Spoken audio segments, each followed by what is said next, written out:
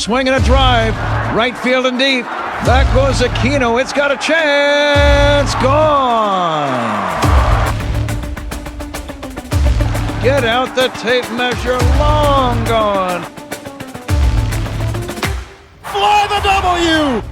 Cubs fans, it's time to fly the W with Dustin Rhodes and Paul Crawly Jean. W Podcast. It's season 4. It's episode 21. Michael Busch gets his revenge against the Dodgers. Crawly. Don't forget to listen, download, subscribe, and most importantly, review the podcast and follow all the socials. I'm at Mully Haw on X. Yep, and you can follow me at Crawly's Cubs on X, Blue Sky, and TikTok, and Crawly's Clubhouse on Facebook, Instagram, and Threads. And if you have anything that you'd like to talk about, email us at crawlysclubhouse@gmail.com. Dustin, I never thought I could be so happy and so depressed all in one weekend. Yeah, pretty wild roller coaster up and down as the Cubs were out in LA. Now they're down in San Diego. But you want to start with the good news? You want to start with the bad news? I mean, boy, when you talk about the bad news, when you talk about Justin Steele's injury and he's done for the season, that's just what we know right now. It's probably going to be longer than just a season, right? Oh, yeah, right. And they haven't gotten in there yet, right? Not till Friday, right? Right. And so to me, the shocking thing about the Cubs taking the series in the Dodgers is, you got to think about how down those guys must have been in the clubhouse. Justin Steele has been a Cub since 2014. And the fact that, he's been the ace for the last couple of years. He was their lone all-star appearance a couple of years back, 2 years ago. And he's just a great guy and beloved in the clubhouse. And just to see this happen to him at this age, right when he's looking to get that big contract, I mean, that's right. Just devastating, That's another part of it, right, Crawly? It's a great point. It's another part of this whole thing. And there were some rumors running around the internet on Friday that it was going to be more than 2 weeks, but I don't think anybody at that point was predicting what we found out before the game on Sunday afternoon. Well, I mean, here's the thing that you take a look at. Number one is he's had Tommy John before, and we're not saying he's getting Tommy John again. We don't know. We just know there's structural damage, yada, yada, yada. But when you start to kind of hear some of those inklings of things, and this, right, to me, this is where I started to kind of get really nervous, is when I start to hear this one, when you start to see he's going to receive more opinions. Yep. That, to me, right there, is instantaneous bad news. That's the indicator, right? That's the indicator. Right away, that was it. And then, the news comes out on Sunday, and you just sit there and you're just, Saturday, Sunday, and you're just stunned as you just kind of sit there, and you just don't wish that on anybody. But like I said, just, that game on Monday night that he pitched against the Rangers, and to have his little son up at the podium during the presser, you just, all these guys, they bust their butts for this, their whole lives, but then you get into the big leagues and you got to wait 6 years to get that big contract. And Dustin, I know we talked about it. Should Justin Steele get that extension? Should they do it now? Right. And they didn't. Right. Yeah, they didn't. And as a player, Justin's trying to get that big deal, that big free agent deal. And instead, you saw what happened to Adbert Alzolay. You know what I mean? Eventually, they DFA'd him, and he got picked up by the Mets for nothing. But, I hope that he comes back healthy and strong. It's just so disappointing. But, Dustin, when we talk about the good news, I was listening to Pat and Ron on 670 The Score this weekend. On Friday night and on Saturday, when they were talking about the Dodger way, right? The Dodger way, and that's the next man up mentality. And you saw it last year with the Dodgers. Nobody is going to feel sorry for you in sports, right? No, none of the other 29 teams are going to care that you lost your ace. Not one little bit, not even a little tiny bit. And you can't sit there moping in the clubhouse. You have a job to do, and you got to get it done. And the Cubs were going into face a Dodger team that hadn't lost at home. Had not lost at home. And Dustin, I mean, I saw this the other day on MLB, when you talk about Shohei Ohtani leading off, followed by Mookie Betts and Freddie Freeman batting third. 5 MVP awards, 6 World Series rings, 20 All-Star nods. I mean, when you talk about a 1-2-3 punch of Ohtani, Betts, and Freeman, where do they rank among baseball's greatest trios? And I was kind of thinking in my head, I mean, that is just modern day. Like, let's just say from like our era, 1980 on. I mean, that is just a phenomenal lineup that you have to get through. It's a gauntlet. Yeah, they're very good. They're very good. And so that means let's get to the good news, right? The good news was that we're going to go through these games and the Cubs are going to get out of LA and head to San Diego after taking 2 out of 3. But let's start with game number 1, Matt Boyd versus Yamamoto. And this was a good game. And, old Cub killer ends up doing in the Cubs. Yep. Game 1, Yoshinobu Yamamoto continues his utter domination of the Cubs. In the 2 seasons Yamamoto has been in the league, he's 3-0 against the Cubs in 4 starts with an ERA of .45 in 20 innings with a whopping 29 strikeouts to 4 walks. He made the Cubs hitters look absolutely foolish on Friday night. The Cubs were 2 for 28 with 2 hits, 1 walk, and 11 strikeouts against Yamamoto. I mean, he was just spotting that fastball and burying the splitter, and you were behind the count constantly. The Cubs' first base runner didn't come until the 4th inning. Who else? Kyle Tucker, 1 out. He hits a double down the right field line. Next batter up, Seiya Suzuki singles to right.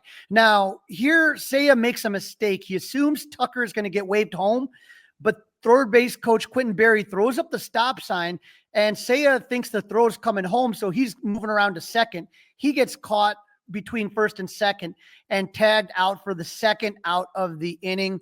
With Tucker on third, Michael Busch strikes out to end the inning. Dustin, we talked about they're how too hard good of a team to make those kind of mistakes, right? You can't do Right. that against a team like the Dodgers. Right. No, you cannot. And I'm just wondering, were you surprised that Quentin Berry held up Tucker? Are you surprised that Suzuki got that wasn't paying attention? I don't know what happened. I mean, were you shocked? I'm not surprised Suzuki wasn't paying attention. I'll say that. I mean, he's not exactly your greatest baseball runner on the bases, right? That's not necessarily his forte. So it's still at that point, right? It's still a scoreless game, Right. I mean, you're going to need runs. I understand that, but I mean, you got to think about the guys coming up. And listen, the Cubs' problem so far has not been scoring runs. They can score. Right. After that blunder, the Cubs' only other base runner was Ian Happ in the 6th inning, who drew out a 2-out walk against Yamamoto, who struck out Kyle Tucker to end his night.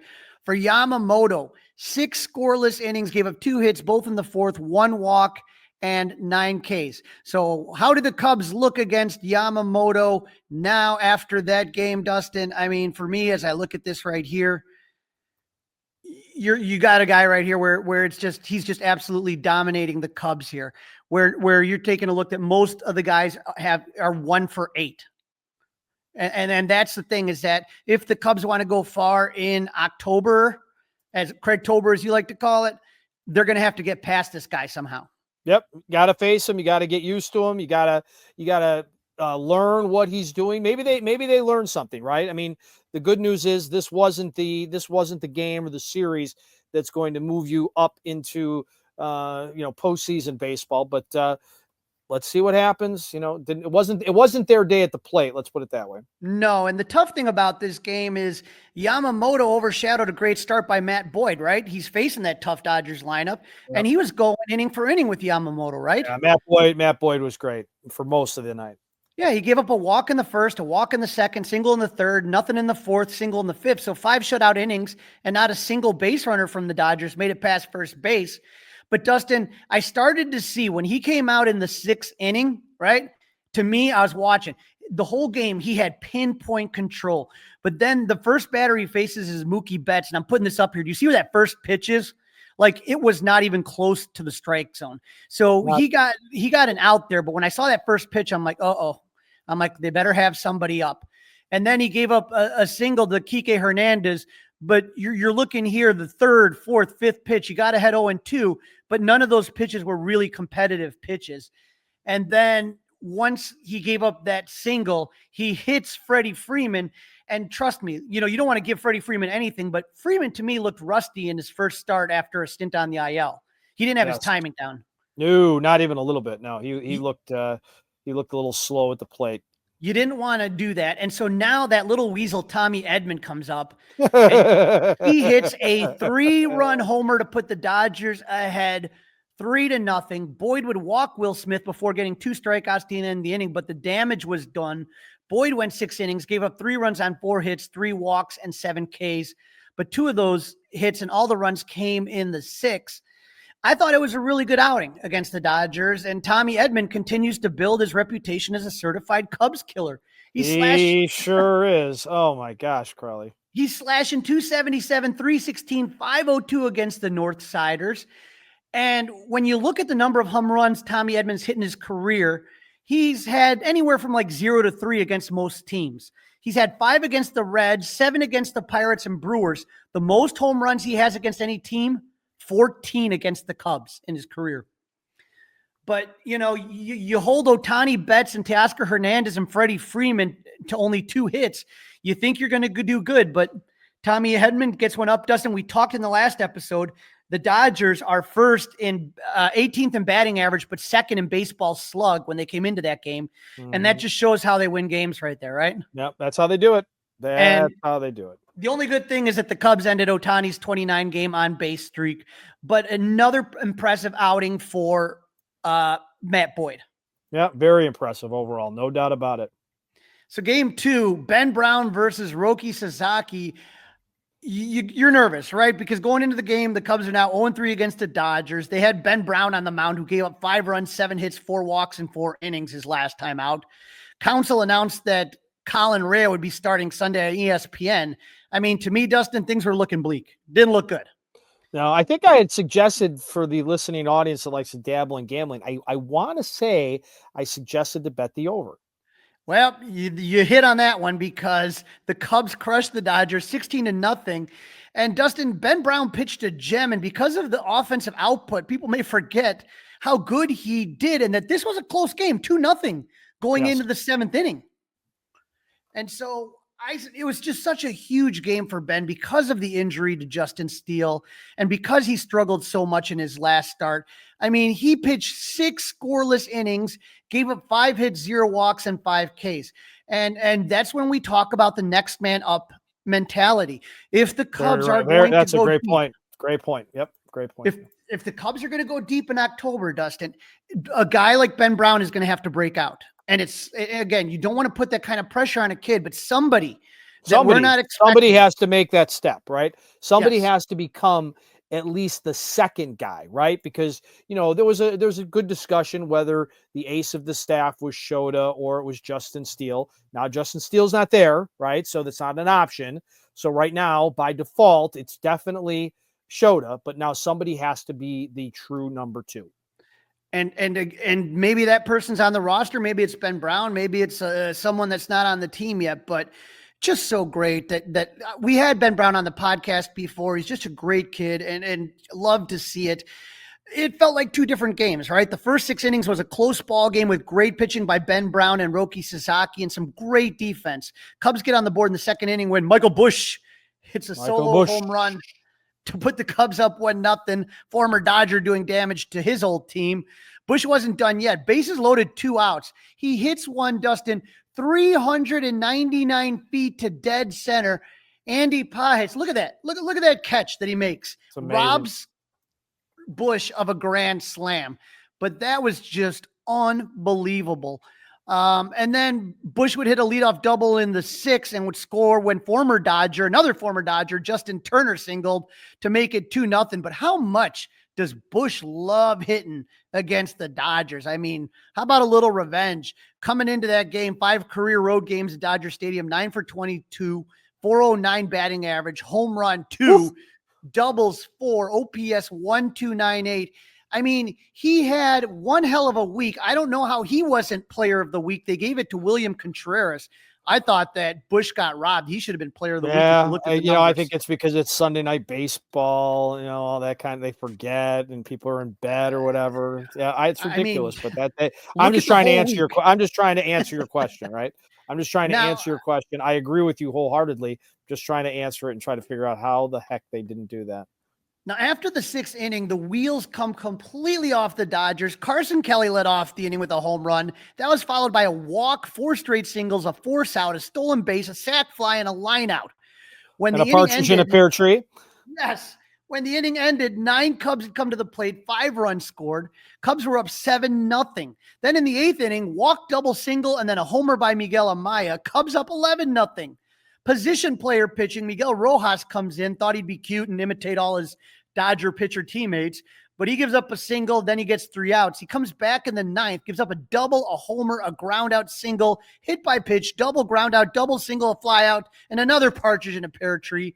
Cubs are up 16-0. That's how it ends. Michael Busch, 4 for 6 with 3 RBIs. That was on a Saturday. Home run, 2 doubles, just missed that grand slam. Carson Kelly was 3 for 3 with 2 home runs. Dustin, let's get to some fun facts about this game. You remember the last time the Cubs won a game 16-0? I do not. Jake Arrieta, 2016, no hitter in Cincinnati. Last time they won 16-0. How about this one from our buddy Chris Komka? Cubs won 18-3 March 31st at the Athletics in Sacramento. They won 16-0 against the Dodgers.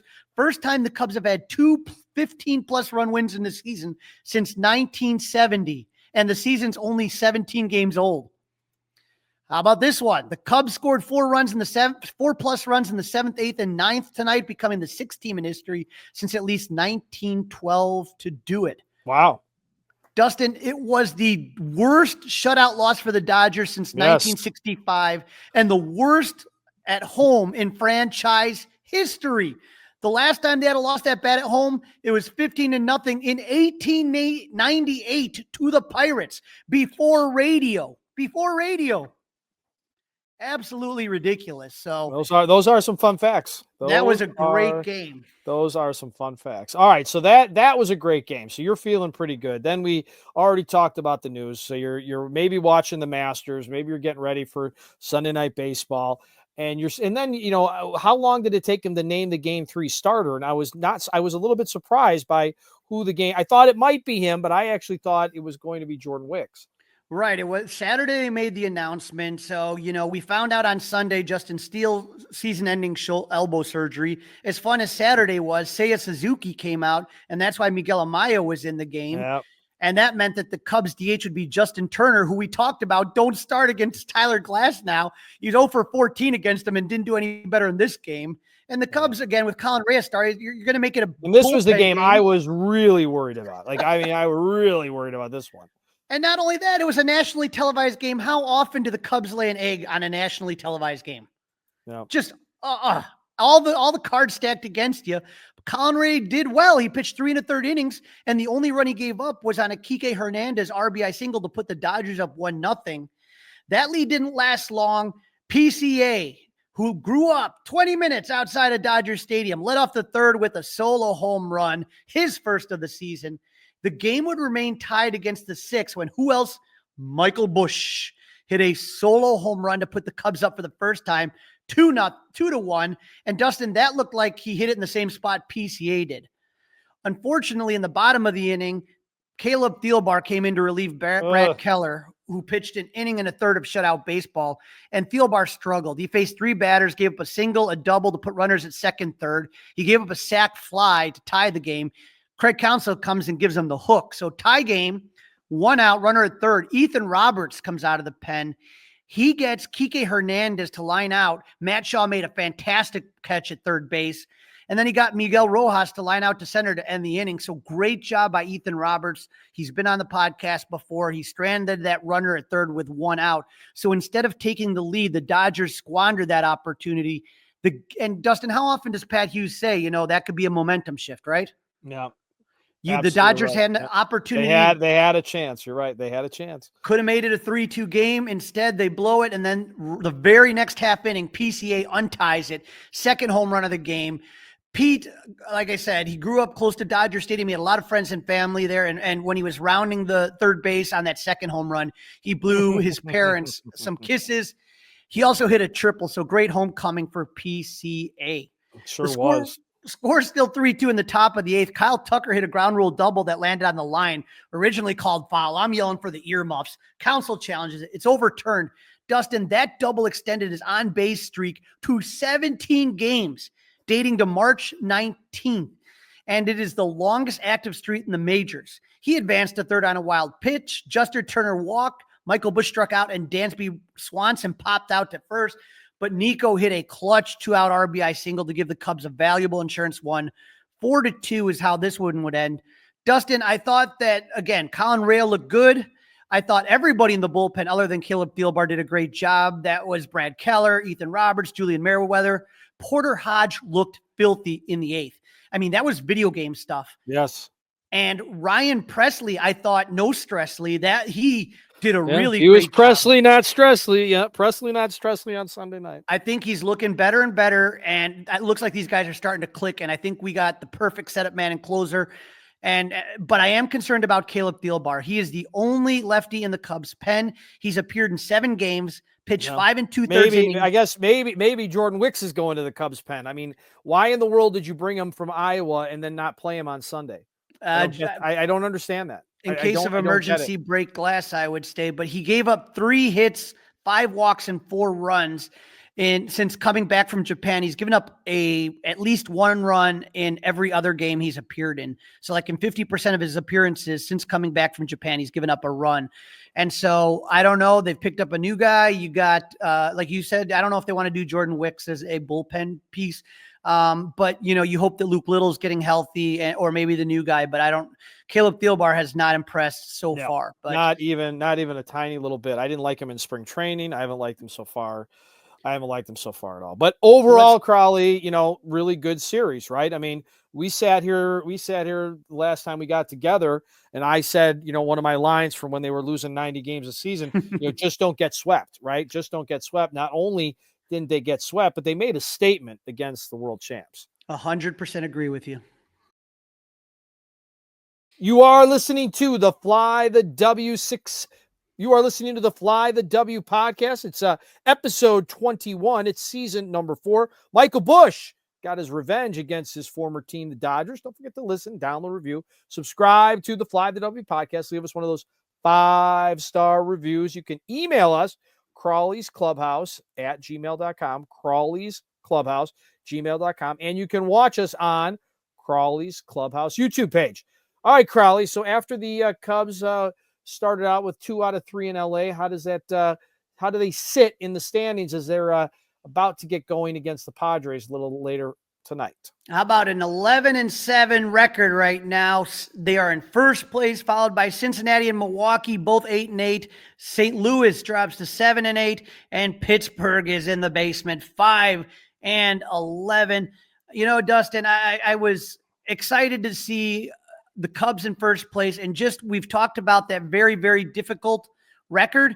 And when I sit there and look at that, I say to myself, man, we just said stay 500, tread water, do what you can.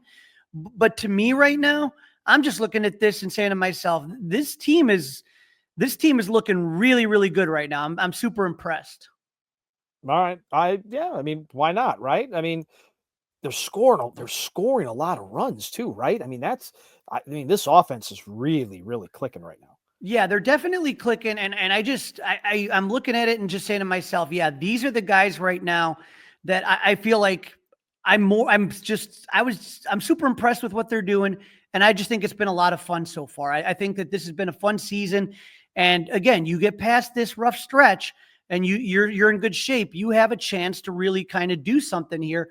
And I think that's what Cub fans are really hoping for. It's just, the one thing you don't want is what we got, which was injuries. That was the one thing. We just took a look at the standings. We're talking about how much we like the Cubs, and that's obvious because we're, the Fly the W podcast. We're 2 huge Cub fans. But what does the power rankings say, Crawly? The power rankings. So you saw some teams drop, Dustin. The Diamondbacks are at 10. The Rangers at 9. They were previously at number 5. The Tigers at 8, so they moved up. Yankees dropped down to 7.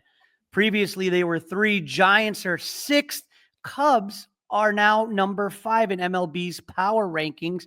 And again, interesting. That's a big jump. I mean, that's got to be the biggest jump since we were last together. The Mets are jumping up there. They're at number 4. Phillies at number 3. Padres, who the Cubs place at number 2. And even though the Cubs beat them. The Dodgers are still at number 1. So, MLB loves the Dodgers. Every time something happens Dodger wise, they tweet it out in all caps. It's kind of annoying. So I'm just happy right now the way the Cubs are doing, and hopefully they can catch up with the Dodgers. Yeah, that's what the goal is, but they don't need to do it right now. Take care of your division, get to the tournament, and we'll go from there. All right, some news off the field, Crawly. Yeah, Mike Rodriguez reported that the Cubs and Kyle Tucker were discussing a possible extension. So if you look here, Mike Rodriguez says, according to my sources, the Cubs and Kyle Tucker are already discussing a possible contract. Let's see what happens. Now, you might be saying, well, I don't know Mike Rodriguez. He's not as big as, obviously, as Ken Rosenthal or Jeff Passan. But go look at his Twitter account. He seems pretty plugged in. He was all over the Vladimir Guerrero news. A few days later, you saw another report coming out. This one from Hector Gomez, kind of the same type, a guy that's plugged in, knows a lot. He's saying 10 to 11 years, 450 to 500 million, will not contain any defer money or opt-out opportunities with a full no trade clause. That was kind of similar to what we were talking about the potential for an extension, 10 years, 5, to me, I would say 5 to 550, right? Yeah, I think that makes sense. But Dustin, do you think these talks have happened? Not to criticize Mike or Hector, but how confident do you feel that the Cubs may be negotiating? I think they are. I think there are talks. I don't know that they've maybe laid out an exact number figure, but I think they're talking years and guarantees. And you're seeing like what Vlad Guerrero got up in Toronto. And if you're looking to do something similar to that. So I would be disappointed to learn that there was no conversation. I think that would be really dumb. Well, I want your opinion on this one. Buster Olney has a podcast, Baseball Tonight, and he had Jeff Passan on the other day. And Buster is going to ask Jeff what where he thinks a year from now, roughly speaking, let's say 11 months from now, where Kyle Tucker lands. I want your opinion on this and hear what you have to say. A year from today, what uniform do you think he'll be wearing? And I understand the folly of asking you for a prediction like that much, in the same way. And by the way, I was totally with you on Vladdy. I didn't think when that started that he would get $300 million, and he wound up getting a lot more. But a year from today, who would you guess based on current, weather conditions? Well, who do you think winds up landing Kyle Tucker? You know what I'm going to do here, Buster? I'm going to give some hope to Chicago Cubs fans, because we have seen, let's parallel the Cubs and the Blue Jays. The Cubs have gone, they haven't gone after Ohtani or Soto with the same level of fervor that they should have. But it was because Tom Ricketts is unwilling to spend. And that narrative, once it starts chasing you and once it starts bumming out your fans, I think it gets to owners after time. And I don't think Tom Ricketts wants his reputation to be the cheap Cubs owner. If you have the chance to sign this guy after giving up Isaac Paredes and Cam Smith and Hayden Wisniewski for him, and all you get back if you don't sign him is not even a first-round draft pick, I mean, to me, it screams that this is a situation in which Tom Ricketts has to go outside of his comfort zone and keep a franchise-type player around, because we see the impact, Buster, that he's had on that lineup. It's profound. I mean, the Cubs are a completely different team with him in the middle of that order than they are otherwise. So I'm going to be an optimist. So, Dustin, taking a look at this right here, let me ask you a question. Couple things that he brings up there. Number one, it is a completely different offense with Kyle Tucker in this lineup.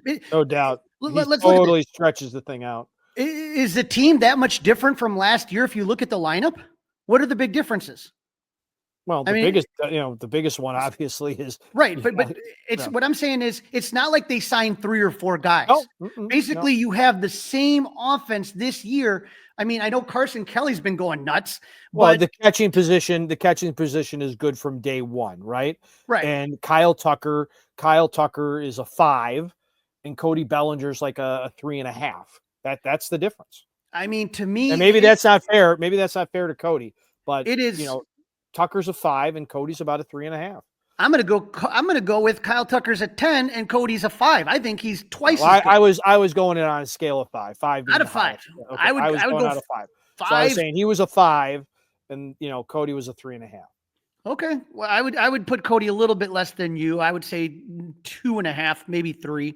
But I would just say this. What do you think about the idea that Tom Ricketts, we've said that we've had on this podcast, we've played clip after clip from Heyman, Passan, Rosenthal, you name it. We've had the clips of the guys calling out Cubs ownerships, and they haven't gone after the guys like Ohtani or Soto, or if you want to go back further, Harper, Machado, all these guys. At some point, and we saw it at CubsCon, we saw the kid asking Tom Ricketts, why is he so cheap? God, that was so disgusting, though. God. Right, but I'm just saying the narrative's out there. And it's getting under his skin. He doesn't like it. It's getting under his skin. No, he does not like it. But the Cubs raised beer prices again this year. Can you? Really? Yeah. Can you? It's like $14 without tip or anything like that. So $14 for like a cup of Old Style. Yes. Wow. And so I'm just asking you: can Tom Ricketts show up at CubsCon? Can he literally expect fans to keep showing up? If he lets, this is like right now, you and I had this conversation, enjoy Kyle Tucker, enjoy it in the moment, but you can't help but kind of in the back of your head, ask yourself, are they going to let this guy walk? And what kind of mistake would that be? Do you feel that Tom Ricketts is feeling the pressure to get out of his comfort zone and sign Kyle Tucker? I sure do. I do think he feels it. I really do. Do you feel enough to open up the pocketbook? Yeah, I think so. Listen, that's kind of this is where we're at. This is the price of paying poker these days. Right. And I keep thinking the Dodgers payroll is astronomical, the Mets, and a lot of are there a bunch of teams that are willing to do this? Obviously Toronto's off the board. They're a team that had tried really hard to get a lot of these type of players. And so now Toronto's off the board. I mean, who else? I just wonder beside the Cubs that are willing to kind of offer what they can offer, that have the resources to offer that kind of contract. Well, right. You wonder like who are the Cubs working against, right? Who's also in that stratosphere? And that's a great question. Right. We're going to have to look deeper into that one, but Tucker wasn't the only one. The Cubs are rumored to sign an extension. This one's very interesting too. Yeah, Mark Feinstein reported that PCA, the Cubs were talking with PCA about a possible extension, right? And so this is what he said. He clarified from his original. Per sources, the deal the Cubs offered PCA could have maxed out $75 million if all option years had been exercised, but was not a guaranteed contract in the range. So he wasn't going to get $75 million. But whether mutual opt-outs, et cetera, if he would have gone all the way and the Cubs didn't have an opt-out, he could have made $75 million. But it's not, there's nothing done just yet, Dustin. No, nothing done just yet. But I like that they're talking to him about it, right? I think there's nothing wrong with that. And that kind of, it's a lot of dough, but they might be getting ahead of the game, and who knows what the next collective bargaining agreement's what kind of a deal that's going to be. So it could be a good move, for him as well. Now, PCA, the beat reporters talked to him about this story before the game. He said the communication has been really great throughout all levels of this conversation, but there's been a general understanding and a general consensus that we're not going to let it be a distraction throughout this year because I'm here to play baseball, end quote. But Dustin, a lot of teams are trying to sign these young guys to long deals. You saw Milwaukee do it with Jackson Chourio. The team that the Cubs are playing this weekend, we're going to be watching. Jackson Merrill's one of the most exciting young players in baseball. They signed him to a big long-term contract. Now, PCA, I don't think has produced to the level of Chourio or Merrill, but it's definitely very exciting. One of the best defensive players in baseball, one of the fastest on the base path. He creates havoc. He just has to get more consistent, and he'll be doing that with more at bats. But once it clicks, we saw it in the second half of the season. It's a little bit out to a slow start, but he's picking it up. But he could be someone that's anchoring that center field position that the Cubs have had struggles with for the last God knows how many years. All right, let's move into the injury report. We've already spent some time talking about Justin Steele, but with him going on the IL, there had to be a roster move to go along with that. Right. Ethan Roberts was recalled from Iowa, and he's been doing well. Seiya Suzuki left the game Saturday, and Miguel Amaya came in to pinch hit. We found out after the game that Seiya jammed his wrist, stealing second on April 7th, that Monday night against the Rangers, the same night that Steele got injured. And so Suzuki re-aggravated that injury, and so now we're seeing Justin Turner as the DH. Yeah, and so the report now is that we may not see Seiya until the weekend. Great. So speaking of Sunday, catcher Carson Kelly had to leave the game after getting hit by the hand by Tyler Glasnow. X-rays came back negative from any structural damage, but I saw him in the post-game talking, and it looked like a baseball was on the bottom of his hand. It looked bad. It was bruised and swollen. We don't have any info while we're recording this on a IL stint yet, so let's just assume day-to-day. But the Cubs do have some potential reinforcements on the way. Javier Assad is heading to Iowa for some rehab starts. Tyson Miller will join him there. And Vidal Brujan already started his rehab assignment on Thursday. Dustin, the Cubs also signed left-handed reliever Tom Cosgrove from the Padres for cash considerations. He was drafted by the Padres in 2017. He did well for the Friars in 2023, pitching 54 games with a 1.75 ERA. But he struggled with injuries in 2024, pitching only 18 innings with an 11.66 ERA. He was assigned to the Iowa Cubs. But again, Dustin, I'm not going to get mad trying to take a flyer on more lefties. We need lefties. No, God, they need lefties. And again, maybe it's going to be Wicks. Maybe Wicks is going to be the left-handed bullpen guy. Really looking forward to having Tommy Hotovy on this week with the Mully and Haw show. And, trying to figure out exactly what they're going to do with him moving forward. Definitely report back to us on the next podcast. Let us know what Tommy says. Of course, absolutely. You are listening to the Fly the W podcast. It is season number 4. It's episode 21. Michael Busch, Crawly, has gotten his revenge against the Dodgers. Don't forget to listen, download, subscribe, leave a review. You can also email us, crawlysclubhouse@gmail.com. Crawly's Clubhouse, gmail.com. Watch us on Crawly Clubhouse's YouTube page. All right, Crawly, we are just a few minutes away from Cubs and Padres. So let's get through this so we can all get in front of the radio with Pat and Ron or on Marquee, because the Padres, unfortunately, Crawly, have still not lost a game at Petco Park. True, but that's what we were saying about the Dodgers when we talked last time. Correct. The Padres are in first place in the NL West, 13-3. They started their season with a 4-game sweep of the Braves, a sweep of the Guardians. They took 2 of 3 from the A's. They swept the Rockies this weekend with Michael King pitching a complete game shutout to close out the series. They're 7-3 in their last 10 games. The only team to win a series against the Padres are Chicago Cubs, who took 2 of 3 when the Padres came to town for the Wrigley Field opening weekend. If you remember, Shota Imanaga shut down the Padres in the opener while the Cubs scored on a bases-loaded walk, a Justin Turner single, and a Manny Machado error. Matt Boyd pitched 6 shutout innings in the second game. Carson Kelly homered and hit an RBI single, and Dansby Swanson homered as the Cubs took game 2, 7-1. It looked like a sweep was coming as they jumped out to a 7-0 lead after 2 innings, but Ben Brown and the bullpen allowed the Friars to score 5 unanswered runs as San Diego took the finale in Wrigley. So you got a feeling that the Padres are out for blood and a little bit of revenge here. Yeah, you'd think so. They should be motivated. I'm sure they didn't like the weather, the elements that they were playing in when they came to the Federal Landmark. No, sir. Tail of the tape time, Crawly? Is it tail of the tape? All right, let's do it. Tail of the tape. All right. So when we take a look at tail of the tape, You're looking at a team. The Padres have the best batting average in baseball, 283. The Cubs are 6 at 256. When we talk about slug, the Cubs are 3rd in slug with 439. Padres are 7th with 423. How about this, Dustin? I don't remember the last time this happened. The Cubs are first in baseball with runners in scoring position with a 302 average. Amazing. Absolutely amazing. The Padres are 10th with a 257 average. Starting pitching, the Padres have the edge, 354. They are 9th in baseball, while the Cubs are 386, 14th. Reliever, this is the thing, Dustin. The reliever whip, walks and hits and innings pitch. The Padres, 0.91, second in all of baseball. You do not want to have to face that bullpen or that closer. I'm telling you that. The Cubs bullpen only slightly better this week, 25th in baseball with reliever whip, 1.57.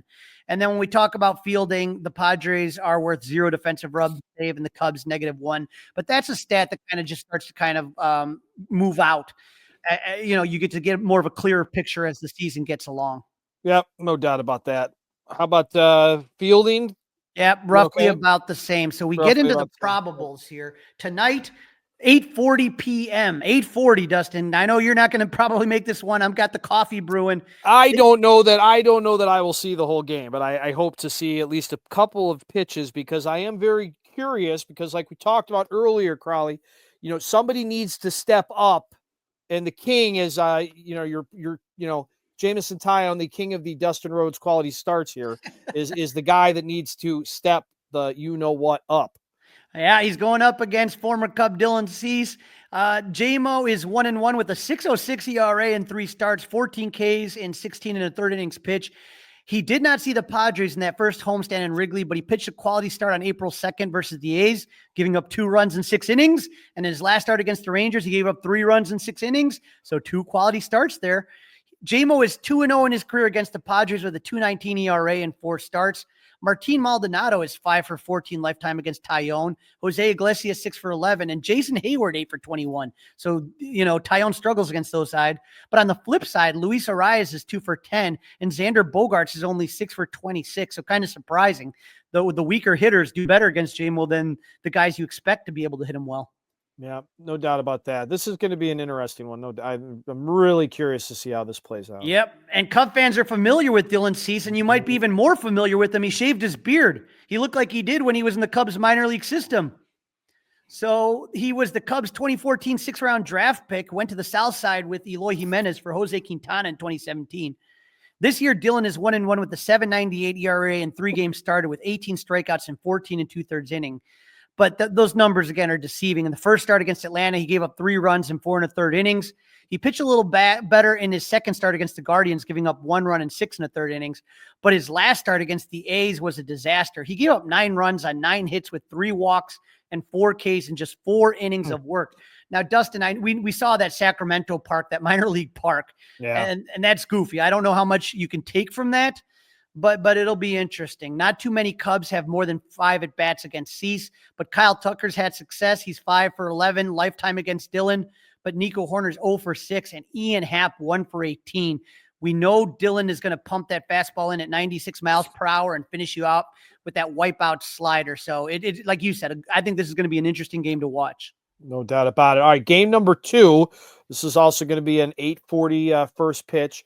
Shota versus Randy Vasquez. Yes, sir. A rematch of the Wrigley opener. Shota Imanaga, 2-1 with a 2.70 ERA in 4 games this season with 14 strikeouts and 23 1/3 innings. Pitched well on 329 against Arizona. He gave up 1 run in 7 innings. He shut down the Padres on opening day at the Friendly Confis, 7 1/3, gave up 1 run.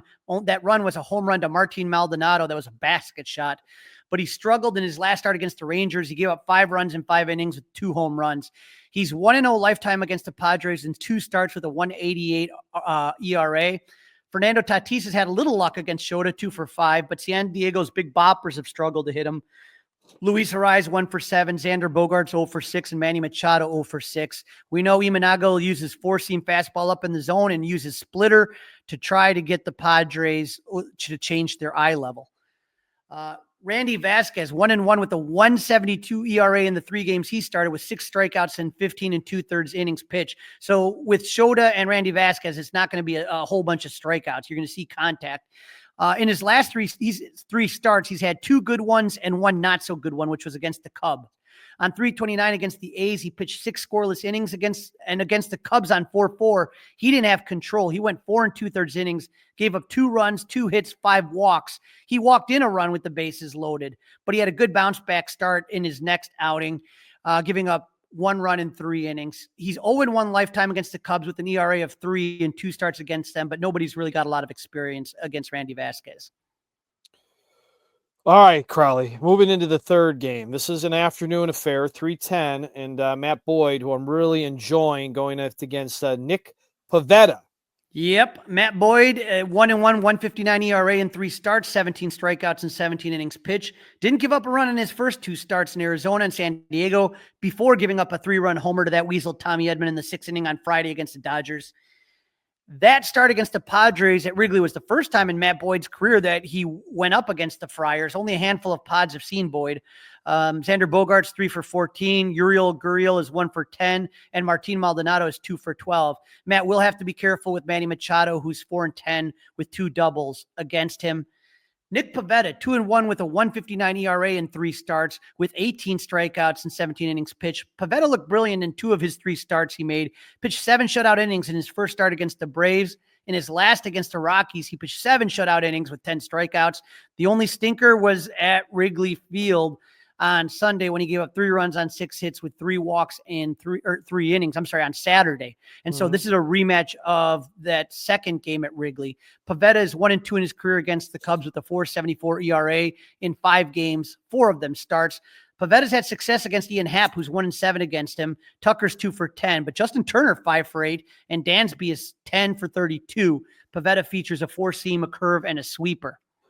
All right, I like our chances in that one. We'll get to predictions in a minute. The hot and the not. Unfortunately, one of the Cubs' hotter hitters won't be in the lineup for a couple of days.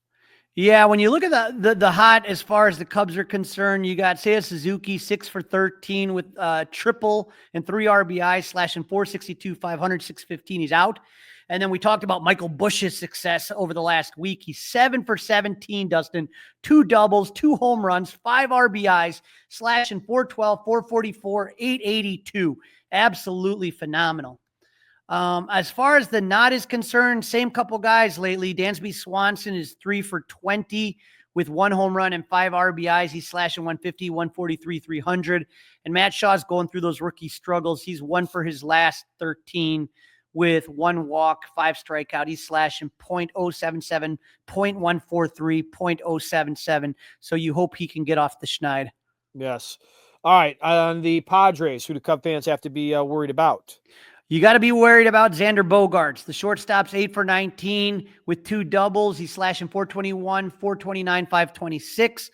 Of all people, Martin Maldonado's 4 for his last 11, slashing 364, 363, 64. Those are the guys that are really hot. Even Jason Hayward, 4 for 12 with a home run and 2 RBIs, slashing 333, 385, 583. But kind of some of their bigger hitters just aren't really doing that much right now. Luis Ariz, who's just always a really good hitter. He's 5 for his last 23 with no extra base hits. So he's slashing 217, 217, 217. Right fielder Brandon Lockridge is 3 for his last 17, slashing 176, 222, 176. All right, here we go, Crawly. It is prediction time. I think you went first last time. I'll go first this time. They're not going to get swept. They're going to win at least 1 game. I think if I'm worried about a game the most, it's tonight. Tonight's the game I'm a little bit worried about. I think Dylan Cease is going to be, back throwing his, untouchable kind of stuff. A lot of swing and miss. I'm predicting the Cubs will strike out 8 or 9 times tonight, which is not obviously your best thing. And I need to see more of Jameson Taillon. I'm not all on JMO. So I'm going to say that the Cubs won't get swept, and they do have a chance to go 2 out of 3 here. But my official prediction will be 1-2. I got them going 1-2 as well. Which game do you like? What's your win? I like the Shota Imanaga start. Okay. It's the one that makes me most comfortable. Okay. But we'll see what happens. Again, they're doing really good, and so I mean, we've been wrong again with the Dodgers. It's hard to win on the road, and again, you're talking about a Padres team that hasn't lost yet. But again, they lost at home yet, right? The Dodgers, but the Dodgers same way, exactly right. Mm-hmm. Dustin, I do want to thank our listeners tonight. Bill Watts says, welcome back to the air, fellas. So good to see Bill Woods. He made the sign right behind me. You can follow him at Fly the Woods. Our buddy Scott Nelson is on watching here. He was talking about the Cubs right now. Should have won the division in 1970, and Scott would know. Our friend Chip Palea out in Mesa. Guys, you can jump in any time. And so Bill Watts made a great point. He said, Crane said the new alternative jersey merch has more sales to date in a couple weeks than the Wrigleyville had the entire first year. Cubs have money. They should spend it. I agree. Thank you guys for joining in, watching, and contributing. And we're going to continue to do these live shows. So make sure you share it on Facebook, wherever, and we'll still have the podcast that you can listen to wherever you get your podcasts. All right, Crawly, that's a wrap. Don't forget to listen, download, review, and subscribe to the Fly the W podcast. Have any questions? We've got answers.